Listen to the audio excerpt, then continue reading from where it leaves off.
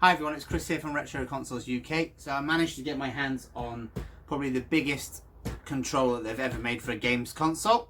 So the game in question is called Steel Battalion. It was an exclusive on the Xbox.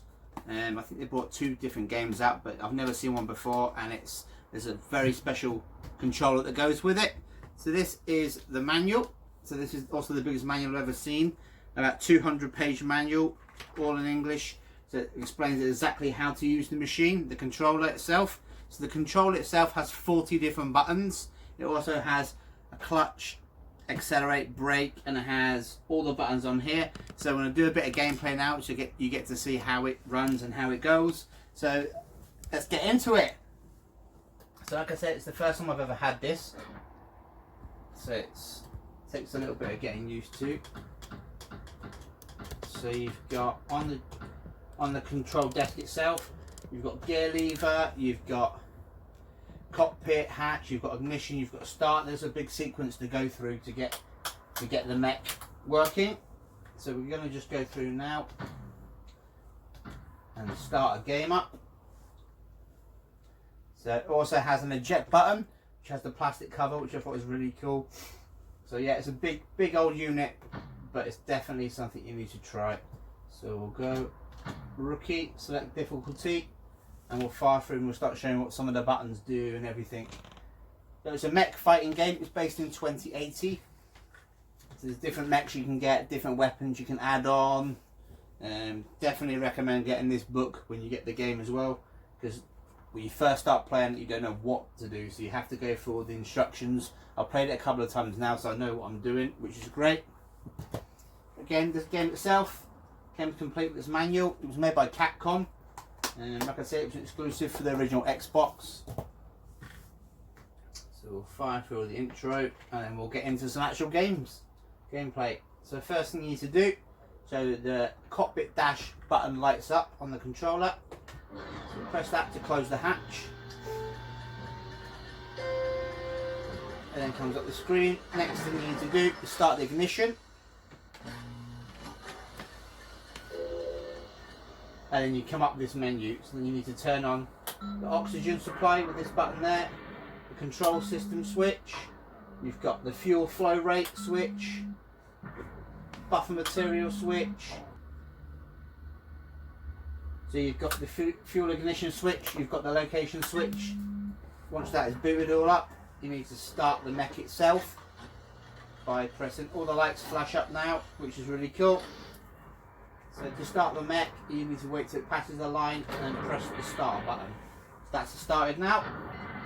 So you need to put it into neutral and into first gear, down the accelerator, and she starts moving. So you've got a lock button, you've got a main weapon button. So the way to control the weapon is the controller, the joystick on the right hand side, and the way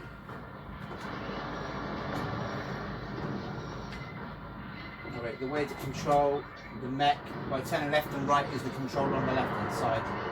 So I'll lock onto this one, fire my main weapon, take this mech out now.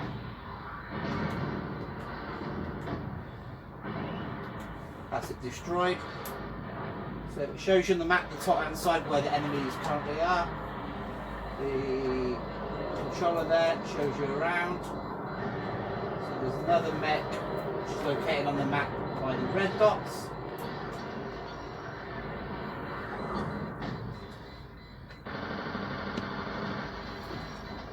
The controller is inverted, so it takes a little while to get used to it.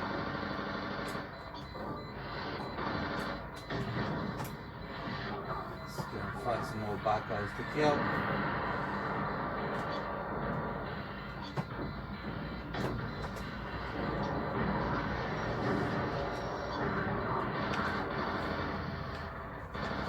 Tanks there need to take out. So it's an extinguisher, so when you're on fire, that's what that button does. This washes down the screen. Accelerate a little bit, try not to crash into the wall. We know there's another enemy at the other side of this building. So put it in reverse a little bit, bring the net back, get around this corner, around the other side of this building needs to go. Put it back into first gear, that's handy. Oh, there's one there, the net there.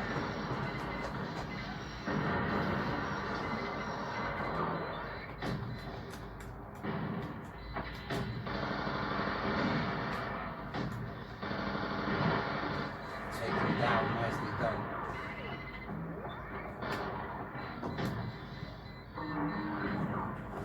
Just got back up, destroy, nicely done. So it does take a little while to get used to the controls. There's a lot of buttons going on, a lot of controls do different stuff. The pedals are great, really sturdy. Obviously you've got clutch, brake and accelerate. And you've got the starting motions. The starting motions you've got here as well. You've got magazine button, you've got a sub button, you've got main button for the weapon controls, you've got tank detach buttons. They've literally got a button for everything, which is really cool. It's a great setup. I mean, our living room's not massive, and it just pops on the coffee table there, and away you go. So what do you think about the video? What do you think about the setup? Have you ever tried one before? Like I say, it does take a little while getting used to how to play the game, but it's definitely one you definitely need to try. If you ever get the chance to pick one up, definitely give it a go. Thank you very much for watching, and we'll see you next time.